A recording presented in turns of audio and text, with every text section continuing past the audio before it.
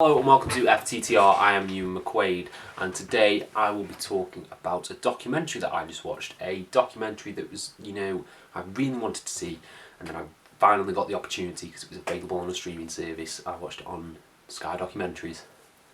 That is You Cannot Kill David Arquette.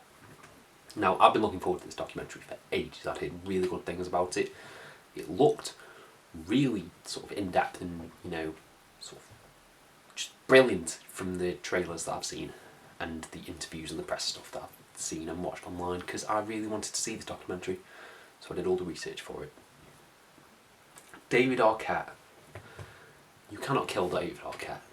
Sorry, I'm a bit lost for words because this documentary was amazing. I cannot describe how much I loved this film. It was emotional, it was dark, it was gripping, and it had a point, That's something that I think can get lost in documentaries quite often, is it's just, stuff for the sake of stuff. It doesn't really make a difference, it doesn't actually have a point. This felt like David Arquette was, reaching through the screen saying, wrestling fans, I'm sorry for what happened back in the day, and I want to make that up to you. And that is what I feel like this documentary achieves.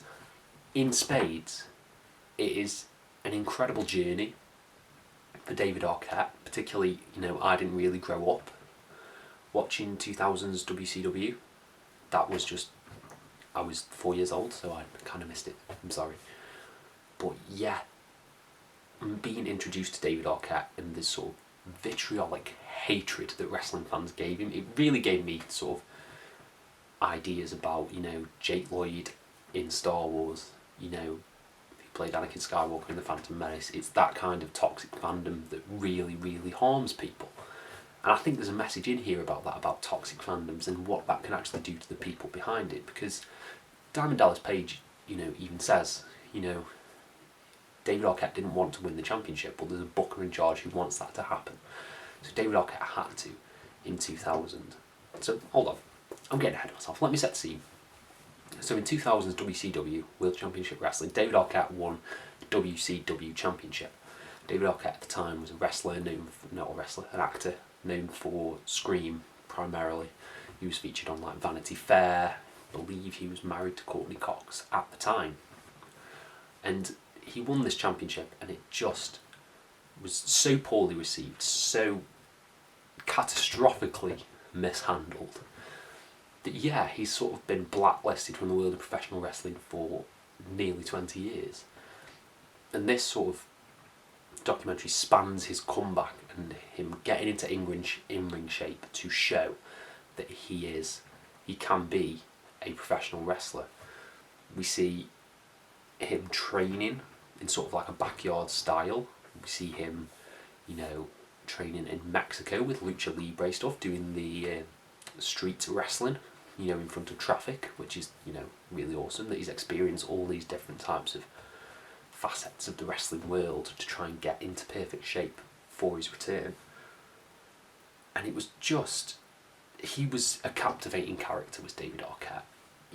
I didn't know a lot about his health issues, his alcohol addictions, and his struggles with anxiety, but that was sort of the heart and soul of this, in that you don't know how all this can affect people, fame, toxic fandoms, you don't know what that does to the person that you are talking to or that you are typing comments about. And I think that's significant, especially in today's day and age when every fandom seems like a toxic fandom, or there's a small bit that has a toxic fandom. Wrestling, Star Wars, Doctor Who, every single fandom has this toxic sector that's just awful, really awful. And I feel like that is explored in this documentary, and I find that fascinating, how that affects people. And it made me feel really sad.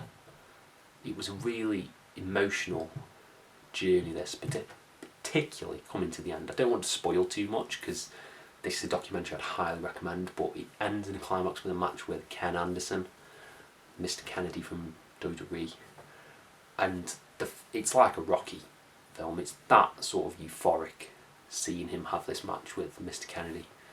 It is just brilliant. It's a brilliant ending, and there's a bit after the credits which is equally heartbreaking if you are an AEW fan. You Cannot Kill David Arquette was amazing. It was just fantastic. I cannot recommend this enough. It gets 5 stars from me all round. Go and watch it if you can, genuinely, because even if you're not a wrestling fan, I think it's got very important topics in here that it covers and you should watch, you should know about. And yeah, I don't really have much else to say other than, without going into spoilers, I don't really want to go into spoilers here because it's just flawless. I absolutely loved You Cannot Kill David Arquette. And let me know if you've seen the film, what do you think about it? Let me know down in the comments below and I will try and reply to every single one of you. Thank you all ever so much for your support, and have a nice day.